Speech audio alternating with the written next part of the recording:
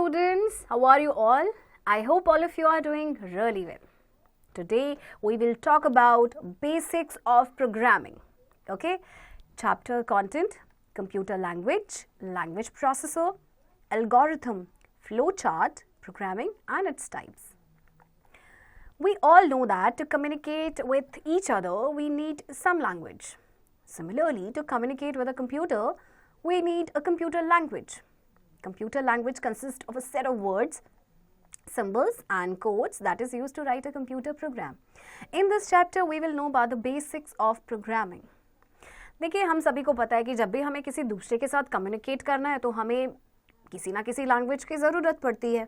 इसी तरह से कंप्यूटर के साथ कम्युनिकेट करने के लिए हमें कंप्यूटर लैंग्वेज की ज़रूरत होती है. कंप्यूटर लैंग्वेज में आपके होते हैं सेट ऑफ वर्ड्स हैं, सिंबल्स हैं, कोड्स हैं, ओके, जिनका इस्तेमाल किया जाता है किसी भी कंप्यूटर प्रोग्राम को लिखने के लिए. ओके, सो इस चैप्टर में हम यही जानेंगे बेसिक्स ऑफ प्रोग्रामिंग के बारे में. Okay, computer language. The computer language is defined as code or syntax which is used to write programs or any specific applications. It is used to communicate with computers. However, a computer cannot understand these languages directly. So, some special software programs have also been developed which translate the programs written in other languages into a machine language. Machine language uses binary digits 0 and 1, but it is difficult for the programmers to write their programs directly in terms of these digits. Computer language को देखिए हम define कर सकते हैं as code और syntax जिनका इस्तेमाल किया जाता है किसी भी प्रोग्राम को लिखने के लिए या किसी भी स्पेसिफिक एप्लीकेशन को लिखने के लिए. ये कंप्यूटर्स के साथ कम्युनिकेट करने के लिए यूज़ किया जाता है. वैसे तो कंप्यूटर जो हैं वो इन लैंग्वेजेस को डायरेक्टली नहीं समझते हैं. सो कुछ स्पेशल सॉफ्टवेयर प्रोग्राम्स हैं उनको भी डेवलप किया गया है जो कि इन प्रोग्राम्स को ट्रांसलेट करते हैं, जो दूसरी लैंग्वेज में होते हैं उसको मशीन लैंग्वेज में कन्वर्ट करते हैं. ओके, तो मशीन लैंग्वेज आपको पता है कि बाइनरी डिजिट यूज़ करती है 0 and 1, बट प्रोग्रामर्स को ये बड़ा डिफिकल्ट हो जाता है कि इन प्रोग्राम्स को डायरेक्टली वो इन डिजिट्स के टर्म पे लिखें. Okay, therefore some other computer programs have been developed in which writing programs have become easier. Categories of computer language. Broadly, the computer language can be classified into two categories, low-level language and high-level language. देखिए, computer language आपकी दो तरह की है, लो level language and high level language. Low level language में भी आपके आती हैं, उनको कैटेगराइज किया गया दो लेवल्स पे, machine language and assembly language. और हाई लेवल लैंग्वेज होती है आपकी procedural language, non procedural language and natural language. Okay, so इन सब के बारे में हम डिटेल में जानते हैं. सबसे पहले हम बात करते हैं लो लेवल लैंग्वेजेस के बारे में. A low-level language is a programming language that deals with the computer's hardware components and constraints. Low-level languages are divided into two categories. Low-level language आपका प्रोग्रामिंग लैंग्वेज है जो कंप्यूटर की hardware components और उनके constraints के साथ deal करता है. अब इन्हीं भी दो कैटेगरीज में डिवाइड किया गया है. First is machine language. Machine language is a low-level language made up of binary numbers or bits that a computer can understand without any translation. It is also called first generation language. Machine language programs are not portable to other computers. So देखिए, machine language जो है आपकी वो binary numbers 0 and 1 से बनी है. Okay, और computer इसको समझ सकते हैं बिना किसी ट्रांसलेशन के. इसे फर्स्ट जनरेशन लैंग्वेज भी कहा जाता है. और ये जो लेकिन मशीन लैंग्वेज प्रोग्राम्स होते हैं ये दूसरे कंप्यूटर्स पे पोर्टेबल नहीं होते, ये इनका ड्रॉबैक होता है. Okay, next is assembly language. Assembly language is a low-level language, also called second-generation language. An assembly language uses letters and symbols instead of using numbers like ones and zeros. Okay, so assembly language में आपका क्या है कि यहाँ पे numbers का use नहीं किया जाता है, means ones and zeros का, यहाँ पे letters और symbols का use किया जाता है. A program written in assembly language uses short sequence of letters called mnemonic codes like ADD for addition, CMP for comparison, LDA for loading and MUL for multiplying. So यहाँ पे क्या होता है कि एक ना शॉर्ट सीक्वेंस लेटर्स का use किया जाता है इस लैंग्वेज में. जैसे एडिशन के लिए ADD, ओके, कंपैरिजन के लिए CMP, मल्टीप्लाइंग के लिए MUL, right. Next, high level languages. High level languages are instructions written in English language. It is formed with the help of variables and arithmetic expressions. These languages are easier to learn and use. They are machine independent, which means they are same across different platforms and machines. High level languages आपकी जो है इसमें instructions English language में लिखी जाती है और ये वेरिएबल्स और अर्थमेटिक एक्सप्रेशंस की हेल्प से बनी है. ये लैंग्वेजेस को यूज़ करना, लर्न करना काफ़ी आसान होता है और ये मशीन इंडिपेंडेंट होती है. इसका मतलब कि ये डिफरेंट प्लेटफॉर्म्स, डिफरेंट मशीन्स में सेम ही रहते हैं. There are 3 main categories of high level language. Number 1 is procedural language. A procedural language is also called the third generation language. In this language, the programmer writes instructions that tell the computer what to accomplish and how to do it. Procedural language can be easily modified. These are used to solve problems. For example, BASIC was designed for the first time programmers. Fortran was used to solve scientific and mathematical problems. COBOL was developed for business applications. Other languages like C and C++ are very popular nowadays. So procedural language आपकी 3GL है, यानी third generation language. इसमें programmers जो हैं instructions को लिखते हैं और कंप्यूटर को बताने कि क्या अकम्प्लिश करना है, किस तरह से करना है. इनको इस लैंग्वेज को मॉडिफाई करना भी काफ़ी आसान है. ओके, प्रॉब्लम्स को सॉल्व करने के लिए इस लैंग्वेज का यूज़ किया जाता है. जैसे कि जो बेसिक है ना वो बिगिनर्स के लिए था, माने जो फर्स्ट टाइम प्रोग्रामर्स थे उनके लिए. फॉर्ट्रन जो है आपकी ये साइंटिफिक और मैथमेटिकल प्रॉब्लम्स को सॉल्व करने के लिए यूज़ किया गया. कोबोल को बिजनेस एप्लीकेशंस के लिए यूज़ किया गया. ओके, एंड बाकी इसके अलावा बहुत और भी लैंग्वेजेस हैं जैसे कि C और C++, ये बहुत ही पॉपुलर है आज के टाइम पे. Okay, next is non procedural language. A non-procedural language is also called the fourth generation language, that is 4GL. The main aim of non-procedural language is to reduce the code, thereby making it easier and the less time consuming for the users. In this language, the programmer only specifies what the program should accomplish without explaining how. Some example of 4GL are Java, Visual Basic, etc. अब देखिए ये जो language है आपकी, this is 4GL. Okay, और main am non procedural language का था कि कोड को रिड्यूस करना, जिससे कि काफ़ी आसान हो जाए. ओके, टाइम यूजर्स को और टाइम कंज्यूमिंग भी ये ना रहे. ये इस लैंग्वेज में जो प्रोग्रामर्स हैं वो सिर्फ प्रोग्राम को स्पेसिफाई करते हैं कि क्या अकम्प्लिश करना है, ये नहीं एक्सप्लेन करते हैं कि किस तरह से करना. ओके, सो 4GL के एग्जाम्पल है आपके Java and visual basic. Next, natural language. A natural language, sometimes called the fifth generation language, that is 5GL, is a type of query language that allows the users to enter requests that resemble human speech. These languages are often associated with expert systems and artificial intelligence. 5GL आपकी type of query language है, जैसे कि जो enter a request enter करता है, जो user है request enter करता है, जो कि ह्यूमन स्पीच से रिजेंबल करता है, उससे मिलता जुलता है. ओके, और ये आपके एसोसिएटेड होते हैं एक्सपर्ट सिस्टम और AI के साथ. Okay, language processor. The programmers use the high level language to write the programs. These codes need to be translated into binary code with a computer understands. This is done by language processor. There are mainly 3 types of language processors. Programmers जो है वो HLL का use करते हैं programmes को लिखने के लिए. तो इन कोड्स को पहले बाइनरी कोड में ट्रांसलेट करना पड़ता है ताकि जो कंप्यूटर है वो समझ सके. तो ये आपका होता है लैंग्वेज प्रोसेसर की हेल्प से. तो 3 टाइप के आपके लैंग्वेज प्रोसेसर हैं. Okay, assembler, compiler and interpreter. So इनके बारे में जानकारी लेते हैं डिटेल में. Assembler. An assembler is a program used to translate assembly language into machine language so that the computer can understand it.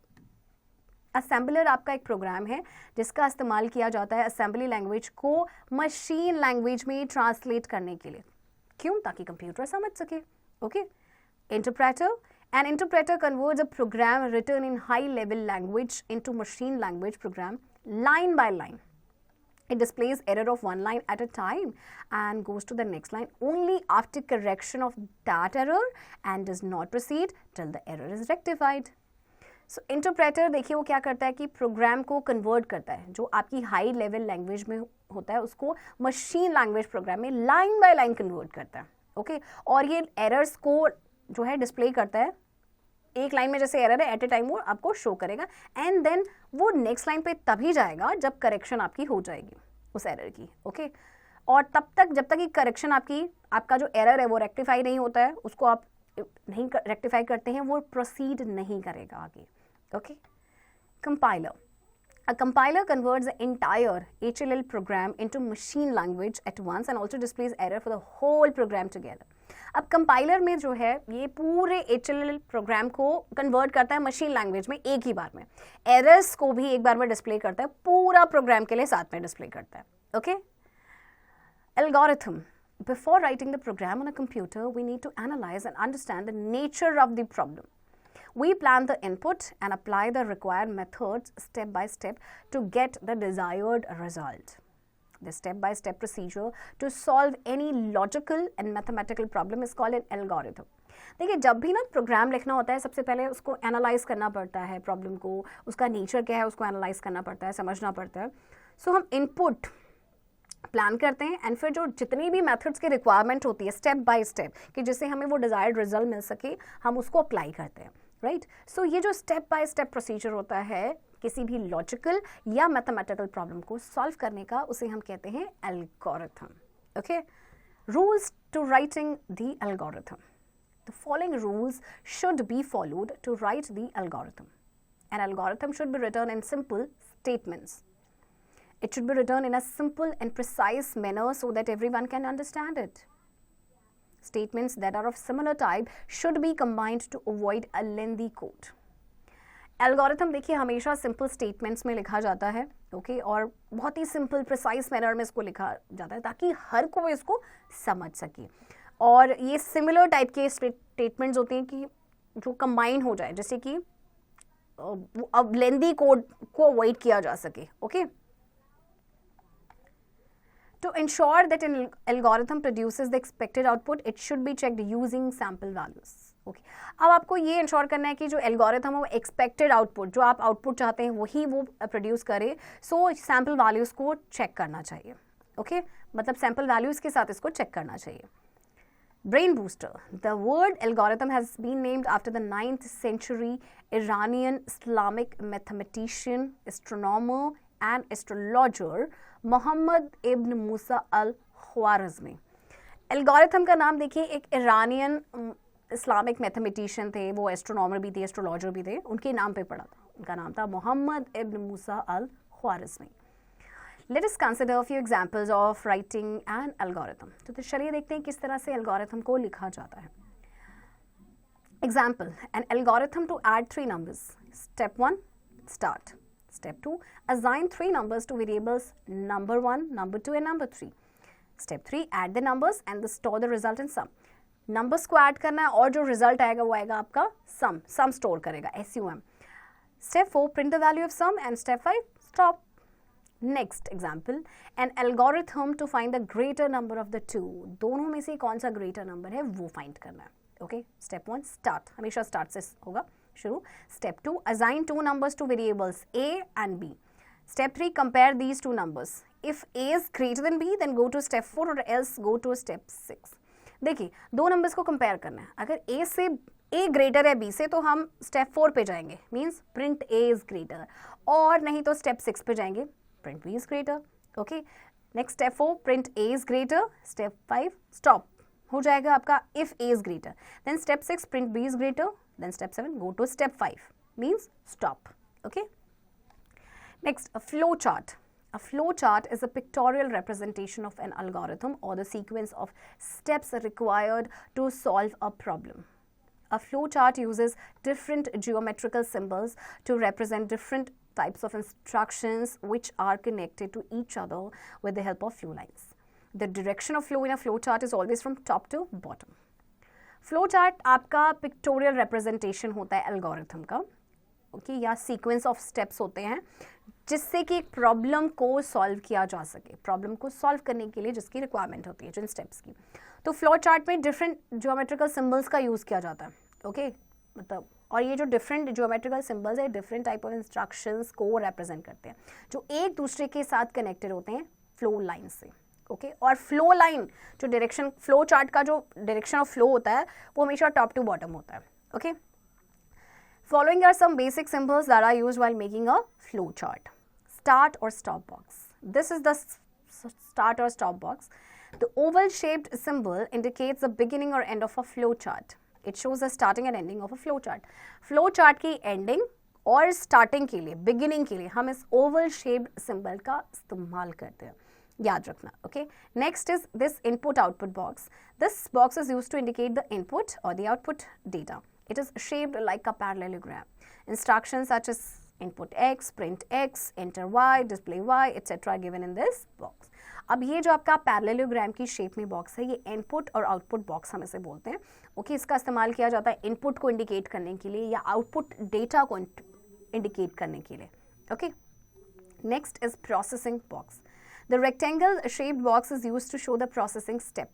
Processing involves performing an operation such as addition, subtraction, etc.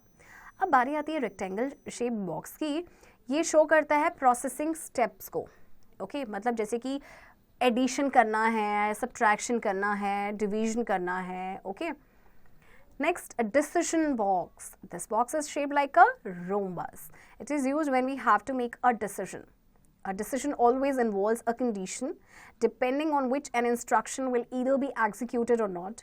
For example, comparisons of two numbers is done in a decision box. That is, if A is greater than B, then print A, else print B. ये आपका rhombus shape box decision box है. जब भी हमें decision लेना होता है तो इस box का इस्तेमाल किया जाता है. Okay? Decision में देखिए हमेशा एक condition होती है जो आपकी according to the instruction कि वो execute होगी या नहीं होगी. जैसे कि दो numbers का आपका एक कंपैरिजन है, A is greater than B. Okay, अगर A ग्रेटर होगा B से, so print A, otherwise print B. Next, flow line. Okay, this is the flow line. Flow line indicates the process direction. Each flow line usually connects two blocks. तो ये जो flow line है दो blocks को connect करती है usually. Flow lines can be straight lines, unidirectional arrow और both sided arrows representing different kinds of connections between the steps. तो फ्लो लाइन आपकी स्ट्रेट लाइन भी हो सकती है, यूनिडायरेक्शनल यानी एक डायरेक्शन में आप जो आपका एरो होता है, या बोथ साइडेड एरो भी हो सकता है. वो रिप्रेजेंट करते हैं डिफरेंट काइंड्स ऑफ कनेक्शंस को between the steps. Right. Next is connector. A flow chart may be long and span one or more pages. कई बार क्या होता है कि फ्लो चार्ट आपका काफ़ी लंबा हो जाता है और वो एक पेज पे नहीं आ पाएगा तो वो सेकंड पेज पे चला जाता है. Right. So a connector is used to show a jump from one point to the process flow to another. So इसीलिए कनेक्टर का इस्तेमाल किया जाता है. ये जंप को शो करता है एक पॉइंट से, from one point in the process flow to the another. It connects different parts of a flowchart that are split between pages. A connector is represented by a circle. So this circle is a connector. Okay. Brain booster. Flowcharts were introduced and used by Frank Gilbreth to members of the American Society of Mechanical Engineers in 1921. Flowcharts को introduce और use किया गया था first time in 1929 by Frank Gilbreth. चलिए अब rules जानते हैं for making a flowchart. There are some rules that should be followed while making a flowchart. Number 1, flowchart should be clear, neat and easy to follow. The direction of flow in a flowchart should be from top to bottom or from left to right. Only one flow line should be used in conjunction with terminal symbols. Avoid the intersection of flow lines. If the flowchart becomes complex, it is better to use connector symbols to reduce the number of flow lines. Okay. तो कुछ rules का आपको ध्यान रखना है जब भी आप फ्लो चार्ट बना रहे हैं. सबसे पहले तो एक क्लियर होना चाहिए, नीट होना चाहिए, ईजी टू फॉलो. जो डायरेक्शन ऑफ फ्लो होता है फ्लो चार्ट में टॉप टू बॉटम होना चाहिए या फिर लेफ्ट टू राइट. एक ही फ्लो लाइन का यूज किया जाना चाहिए कंजक्शन में विद टर्मिनल सिंबल्स, और कभी भी जो इंटरसेक्शन हो रहा है फ्लो लाइंस का उसको अवॉइड करें. अगर आपको लग रहा है कि फ्लो चार्ट कॉम्प्लेक्स हो गया है तो कनेक्टर सिंबल्स का इस्तेमाल करना बेटर ऑप्शन होता है, जिससे कि जो नंबर ऑफ फ्लो लाइंस है वो रिड्यूस हो सके. Okay, now let us practise drawing some flow charts. तो चलिए प्रैक्टिस करते हैं कुछ फ्लो चार्ट्स की. Example, flow chart for addition of two numbers. Start, देखिए this is the start box. Then input three numbers n1, n2, n3. Then sum is equals to n1 plus n2 plus n3, क्योंकि तीनों numbers का sum चाहिए. Then print sum and then stop. Okay, next example is flow chart for calculating average of three numbers. अब three numbers का average कैसे निकलता है, उन्हें प्लस करके 3 से डिवाइड करेंगे. Okay, so start, input three numbers n1, n2, n3. Sum is equals to n1 plus n2 plus n3. Now average means होता है सम अपॉन जितने भी नंबर्स होते हैं उसे डिवाइड करना होता है. Okay, and print avg, that is average, and then stop. Okay. Next example, flow chart to print the greater number. Start, accept A and B. Okay, if A is greater than B, दो numbers हैं, उनको क्या करना है, compare करना है. अगर A B से बड़ा है तो then display A and then stop. और अगर false है then display B and stop. Programming and its types. Programming is the process of writing instructions for a computer to perform a specific task. These instructions called code are written in various programming languages. There are many types of programming categorized based on different criteria like styles, purposes and levels of abstraction. Okay. Programming actually आपका क्या है, process है जिसमें instructions को लिखा जाता है computer के लिए किसी स्पेसिफिक टास्क को परफॉर्म करने के लिए. ओके तो ये इंस्ट्रक्शंस को हम कहते हैं कोड, जो कि अलग अलग प्रोग्रामिंग लैंग्वेज में लिखे जाते हैं.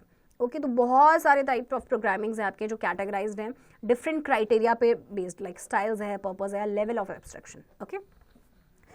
Imperative programming focuses on how to execute, detailing the steps to solve a problem. So imperative program focus करता है कि किस तरह से execute करना है. For example, C, Java, Python, ये imperative programming language है. Okay. Next is declarative programming. Focuses on what to execute, describing the logic of computation without detailing its control flow. So ये programming focus करती है कि क्या execute करना है, और ये जो लॉजिक ऑफ कंप्यूटेशन है उसको डिस्क्राइब करते हैं without detailing it's control flow. Example languages SQL, HTML and Prolog. Procedural programming, a type of imperative programming where the program is built from procedures or function. Example languages C और Pascal. So procedural programming type of imperative program है जहाँ पे programme को build किया जाता है procedure से या फिर फंक्शन से. Okay. Next, object-oriented programming organizes codes into objects which are instances of classes encapsulating data and behavior. Example language Java, C++, Python. So देखिए ये OOP क्या करते हैं, कोड को ऑर्गेनाइज करते हैं into objects. Okay. Next, logic programming based on formal logic where programs consist of logical statements and computation is the process of inference. Example language Prolog. So logic programming आपकी formal logic पे based होती है जहाँ पे program में आपके होते हैं logical statements. Okay and computation, ये आपका प्रोसेस होता है इन्फ्रेंस का. Event driven programming, the flow of the program is determined by the events such as user actions, sensor outputs और messages from other programs. Example languages JavaScript, Visual basic.